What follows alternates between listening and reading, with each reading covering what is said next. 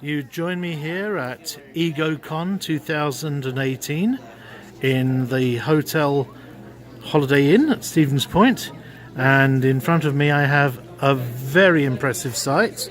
Yep, it's Dave Duca with his cup of coffee, and also I have two of his creations here. So we have Ordinary Dalek and Storm Dalek. Yes. So, tell me what the inspiration is for the Storm Dalek. Where did he come from?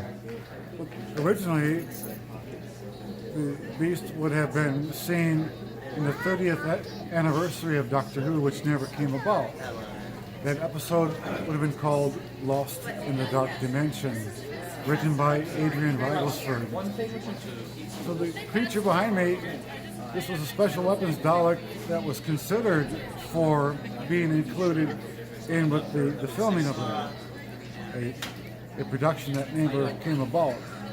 There was also a couple of other much more evil-looking Cybermen that would have appeared also. But sadly, none of that came about. So the special weapons Dalek behind me was designed by Alan Rocky Marshall, a wonderful person. And this was designed in 1991. It was sort of like put into CGI graphics by MechMaster from the Project Dalek. And Alan Clark from Leeds, England was actually the first fellow to make one out of wood and veneer and glue and what have not. A beautiful Storm Dalek he called Storm. How many of these are there? How many have actually been built? The one in Leeds, England, another one over in Toronto, a third in New Zealand, a red War Storm in Texas, a white Conquest in Milwaukee. The one is behind me is the Black Famine from Oconto, Wisconsin, and the Pale Apocalypse is also in my basement. And how long did it take you to build this? Forever. It takes on twice the volume of fiberglassing as a typical new series Dalek. So having to reshape the mold and make components from that, it took a while. Let's have a little look at some of the features. Oh. We've got these machine gun type weapons. And these are, since it's a public edition, this will be eventually designed to shoot marshmallows with gummy bear tracers at roughly 1,500 rounds per minute. Excellent. That'll keep the kids seriously on the run. Right.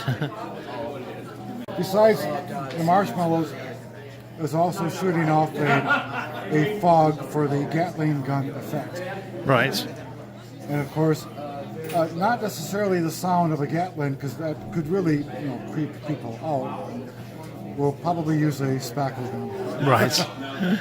So, since this piece is so large and clumsy and cumbersome, we wanted to make it easy for people or for the operator to get in and out.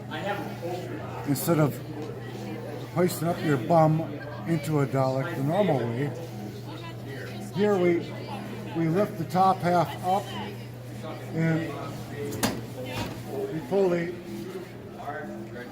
front skirt forward, so we have a 15 by 15 inch axis to get in. So once you're inside, pull it back, and there's a handle up in here. You can bring the entire assembly down.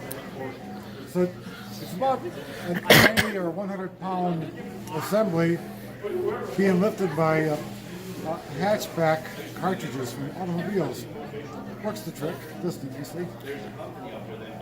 All this built onto a mobility base.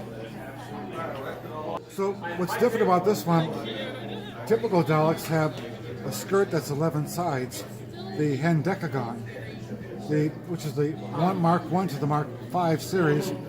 This represents the Mark 6 series. So it's got the 12th side. Right. So it's kind of like that Darth Vader control panel.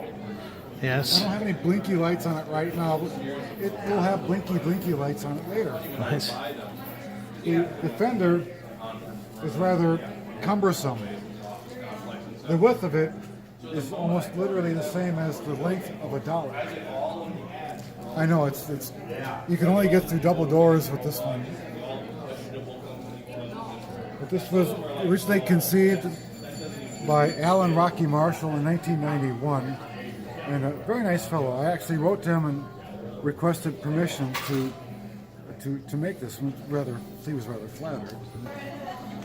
Mike Tucker and Rocky Marshall, they've taken the common Imperial Dalek and bunged it up to the new series that we see today. And originally, Mike Tucker got his Imperial Dalek from a Steve Allen in England. And from there he bunged it up for the Dalek episode that we've seen famously with Billy Piper. So after that it just gets bigger, better, badder.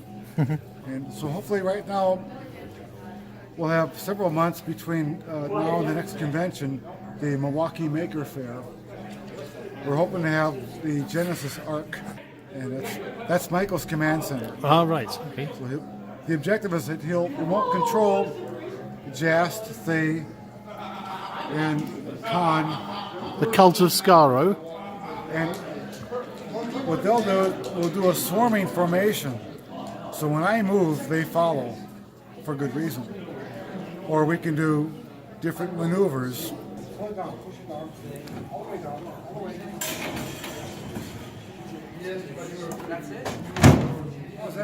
Excellent.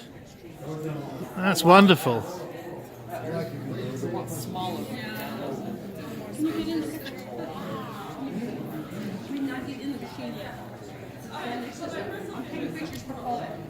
Well, thanks very much to Dave Duca for sharing his insights and for building this wonderful Storm Dalek.